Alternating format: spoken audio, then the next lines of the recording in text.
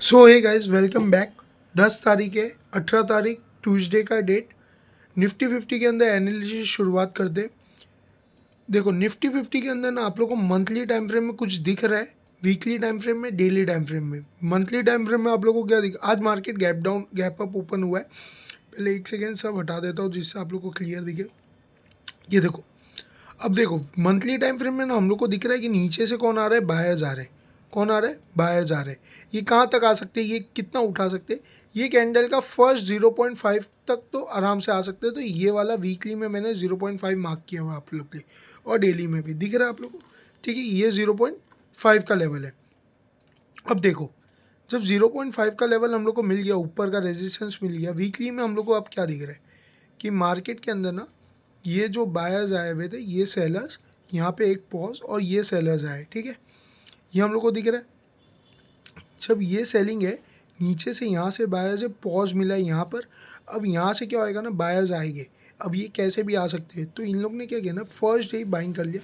Second day market ने क्या किया, इस लेवल्स के ऊपर गैप अप ओपन हुआ, सस्टेन करना था। तो मार्केट को क्या था ना, अब जब इधर गैप अप ओपन हुआ है ना, इधर हम लोग का व्यू क्या था कि मार्केट सेल ऑफ हुए और यहाँ से बाइंग आएगा। क्यों? क्योंकि ये बायर्स आए, नीचे 0.5 के 0.6 के लेवल से सपोर्ट मिलेगा और बाइंग होएगा।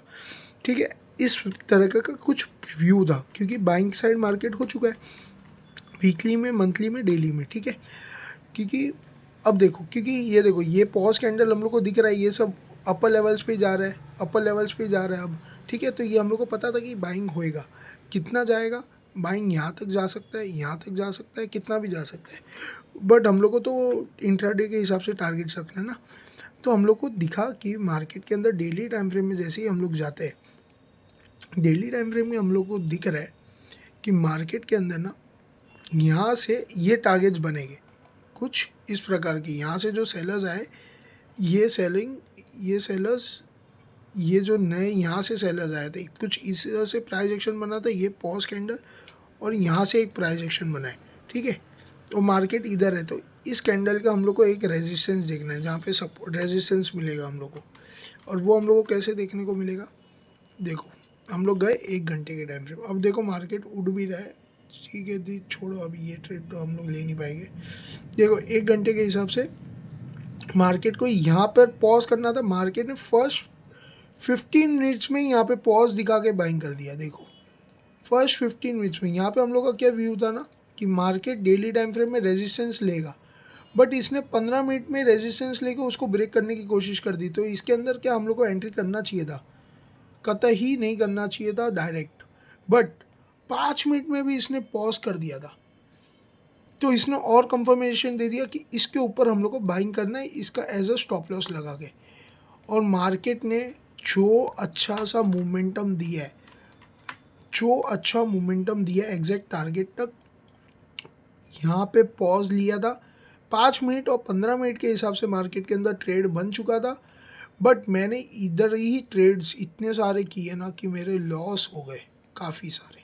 और वो लॉस तो मैंने रिकवर कर लिया, ये टारगेट मैंने अचीव किया। अब मैं बताता हूँ क्या क्या मिस्टेक हुआ मैंने। देखो, ये पहली बात तो फर्स्ट 15 मिनट का, फर्स्ट आधे घंटे का ट्रेड था। ठीक है, फर्स्ट आधे घंटे का ट्रेड बन गया था फर्स्ट आधे घंटे में। फर्स्ट तो मैं इतना जल्दी ट्रेड लेता नहीं हूँ, मेरे को यूजुअली टाइम लगता है एनालिसिस करने में, कॉन्फिडेंस आता है मेरे को 10 बजे तक। बट ये इतना जल्दी जल्दी हो रहा था ना कि मैं यहाँ पे एनालिसिस भी प्रॉपरली नहीं कर पाया ना, ट्रेड कर पाया प्रॉपरली। इसके लिए मेरा बहुत कुछ गड़बड़ हो गया। अब देखो, यहाँ पे जब ये सब हो रहा था ना, देखो ये जब पॉज हुआ, ये जब बायर्स आए, मेरे को पता था इधर ना, अब ये बायर्स आए तो है, अब इसको यहाँ पे पॉज करना पड़ेगा इस लेवल्स को, क्योंकि इसने ये पॉज के ऊपर क्लोज किया है। फर्स्ट 45 मिनट्स मार्केट मूव करता है। कौन से साइड में? फर्स्ट 45 मिनट्स मार्केट मूव करता है एक डायरेक्शन में। उसके बाद लास्ट के 15 मिनट तक, लास्ट के 30 मिनट्स अलग मूव करता है, मतलब 10-15 तक। ठीक है, 10-15 तक अलग मूवमेंटम आ जाता है 45 के बाद, 10-15 तक ले जो डायरेक्शन प्लान होता है। बट यहाँ पे क्या हुआ ना, मार्केट ने, तो मेरे को यही था कि फर्स्ट 45 मिनट्स तक मेरा टारगेट चीज हो जाएगा। ये 15 मिनट्स के अंदर मेरे को एंट्री मिली, 5 मिनट्स के अंदर एंट्री बनाई मैंने। ये ही कैंडल के अंदर एंट्री बना के यहाँ पे ये सब ने रेजिस्टेंस लेने लग गया। मेरे को पता था फर्स्ट 5 मिनट्स क्या होता है, रिवर्सल होने लग जाता है। फर्स्ट 5 मिनट्स का कैंडल क्या होता है, रिवर्स होने की कोशिश करता है।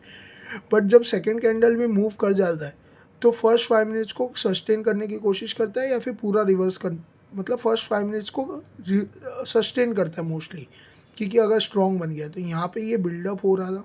ये बिल्डअप के अंदर मैंने बहुत सारी बाइंग की। आप लोग को कोटक नियो में ऑर्डर बुक दिखाता हूँ। मैंने फर्स्ट बाइंग किया 934 की। यहाँ पे मैं एनालिसिस कर रहा था, मैं लेट हो चुका था। प्रीमियम के अंदर दिखाता हूँ 934 को मैंने फर्स्ट एंट्री की ये कैंडल पे। मैं लेट हो चुका था, ठीक है। मैंने बहुत ऊपर बाई किया हुआ था।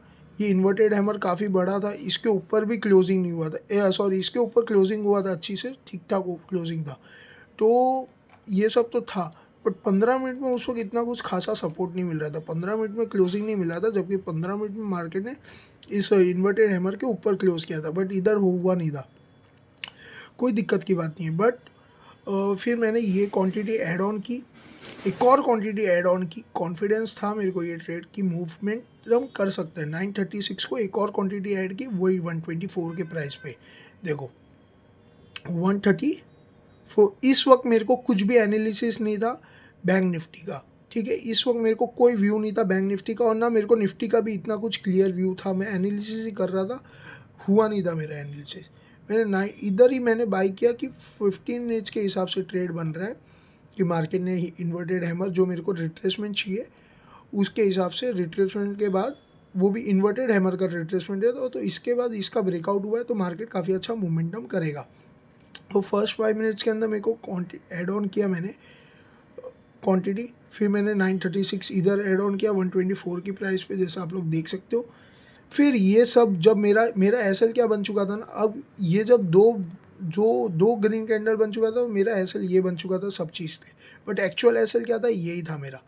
और मार्केट ने ना क्या किया ना, मेरा ये वाला एसएल तो ले लिया। उसके बाद मैंने ये देखो मैंने कितने पे एग्जिट किया, 11-16 रुपये पे एग्जिट किया, दोनों क्वांटिटी एट 941, ठीक है। 941 को ये वाले प्राइस पे, 941 को 11-16 को, ये देखो ये प्राइस पे मैंने ये स्टॉप लॉस लेके मैंने एग्जिट किया 941 को ये कैंडल में, ठीक है ना। एग्जिट कर दिया। उसके बाद मैंने गलतियाँ करना चालू कर दिया। अब ये मेरा एंट्री ले लिया।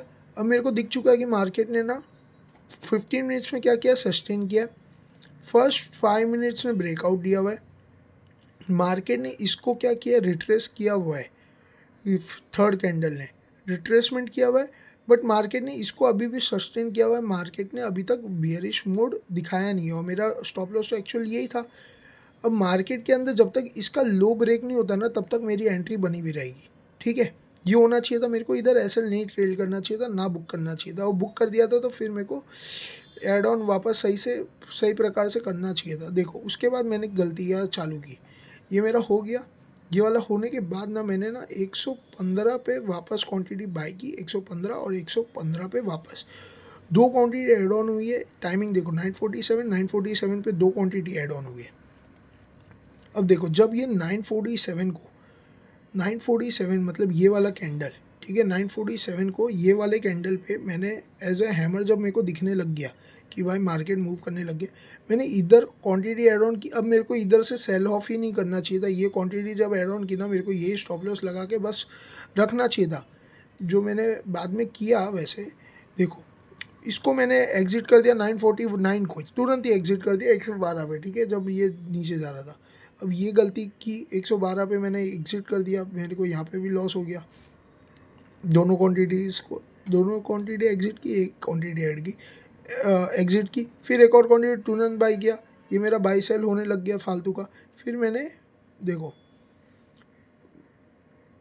एक क्वांटिटी यहाँ पे 2 सेल की, यहाँ पे 1 सेल की, यहाँ पे फिर मैंने दोनों सेल कर दी 108 के भाव पे 951 को। 951 को क्या हुआ भाई, जो मैंने सेल किया 951 को, ये वाला कैंडल जब फॉर्म हो रहा था तो ये कैंडल ने इसके ऊपर नहीं जा पाया, तो मेरे को लगा भाई नहीं जाएगा, और मार्केट सेल ऑफ कर दिया। मैंने यहाँ पे सब सेल कर दिया, ठीक है, सब सेल कर दिया। बट मार्केट ने स्टिल, मैंने फिर सोच लिया कि इसको अभी तक ब्रेक नहीं कर रहा है, स्टिल मार्केट के पास मौका है। बायर्स बिल्डअप हो रहे, मेरे को बिल्डअप में एंट्री नहीं करनी थी, मेरे को इस कैंडल पे एंट्री करनी थी जब ये हैमर बना। फिर मैंने एड ऑन किया मैंने ये 150 सेल कर दिया। अब देखो यहाँ पे मैंने 117 पे 2 क्वांटिटी ऐड ऑन की, एक और क्वांटिटी ऐड ऑन करने की नहीं हुआ, कोई दिक्कत की बात नहीं है। 1053 को मैंने ऐड ऑन किया यहाँ ये वाले कैंडल पे। ये कैंडल ऊपर गया था और फिर नीचे भी आ गया था, फिर ऊपर चले गया और उसके बाद मेरे को अच्छा खासा मोमेंटम दिया। तो ये ट्रेड में 45 मिनट्स का भी रिवर्सल हो चुका था। कैसे? ये कैंडल में 45 मिनट्स का रिवर्सल हो चुका था क्योंकि 1 2 3 1 2 3 ये 45 तक था। ये 15 मिनट ने जो सस्टेन किया है, इसने 45 मिनट्स वाले को 45 मिनट्स के बाद वाले जो बायर्स आते सेलर्स या जो भी चेंज होता है, इन लोग ने सस्टेन करके उनको भी अपने साइड में ले लिया और ये कैंडल से बाइंग करना चालू कर दिया, फर्स्ट कैंडल से। और ये बाइंग काफ़ी ठीक ठाक था, अच्छा था, टारगेट्स अचीव हुए। बट देखो एज़ यूजुअल मेरा तो कुछ भला हुआ नहीं, मैंने बहुत सारी गलती कर दी थी। और ये देखो यहाँ पे मैं 15 मिनट के हिसाब से देख ही रहा था उस वक्त कि भाई मार्केट चलेगा। देखो 15 मिनट के हिसाब से क्या 1:, अभी तक 3 मिला है क्या हम लोग को एंट्री के बाद? 15 मिनट के हिसाब से एंट्री बनी है मार्केट के अंदर, तो 1:3 मिला है क्या? एक्चुअल ट्रेड तो एंट्री तो कहीं और होएगा। अभी तक 1:3 15 मिनट के हिसाब का मिला नहीं है, ठीक है ना। स्टिल मार्केट के अंदर मोमेंटम बाकी है, मतलब कहीं ना कहीं, क्योंकि ये वाला एसएल गया नहीं है, यहाँ पे एंट्री हुई है लोगों की और ये स्टिल अभी भी बाकी है, ये और भी मोमेंटम दे सकता है टारगेट्स, ठीक है ना। लेट्स सी आज क्या होता है, कितना जाएगा मार्केट। और अब बैंक निफ्टी के अंदर थोड़ा सा एक्सप्लेन, उस वक्त मैंने एग्जिट भी क्यों किया, ये देखो बैंक निफ्टी के अंदर ना, और ये देखो यहाँ पे मैंने एक एक क्वांटिटी एग्जिट की है, ये तो बताया ही नहीं एक एक क्वांटिटी किस प्रकार से एग्जिट हुई है। एक एक क्वांटिटी ये देखो, ये जब मेरे को यहाँ पे फर्स्ट जब हो गया मोमेंटम, उसके बाद जब एक पॉज दिखा ना, ये देखो